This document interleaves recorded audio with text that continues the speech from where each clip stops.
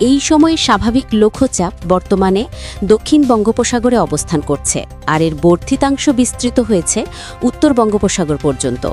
ফলে দক্ষিণাঞ্চলের আকাশে দেখা মিলেছে মেঘের আনাগোনা। তবে সারা দেশে আবহাওয়া মূলত শুষ্ক থাকবে, আর এমন তথ্য জানিয়েছে বাংলাদেশ আবহাওয়া অধিদপ্তর। শুক্রবার সকালে প্রকাশিত সংবাদে ২০ ঘণ্টার পূর্বাভাসে বলা হয়েছে, বরিশাল ও চট্টগ্রাম বিভাগে দু-এক জায়গায় হালকা থেকে মাঝারি ধরনের বৃষ্টি বা বজ্রসহ বৃষ্টি হতে পারে। দেশের অন্যত্র আংশিক মেঘলা আকাশ সহ আবহাওয়া শুষ্ক থাকতে পারে।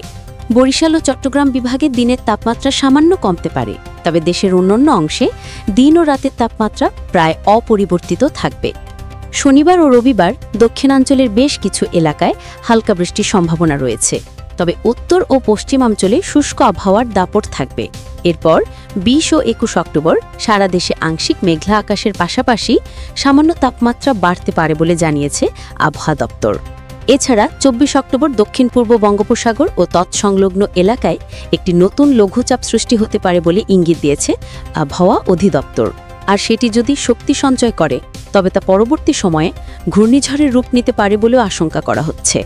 এদিকে আবহাওয়াবিদরা জানিয়েছেন, এখনও ঘূর্ণিঝড়ের সম্ভাবনা নিয়ে নিশ্চিত করে কিছু বলা যাচ্ছে না, তবে সমুদ্র বন্দরে পরবর্তী নির্দেশনা জারি করা হতে পারে। শাকিলা সাথী, ডেস্ক রিপোর্ট।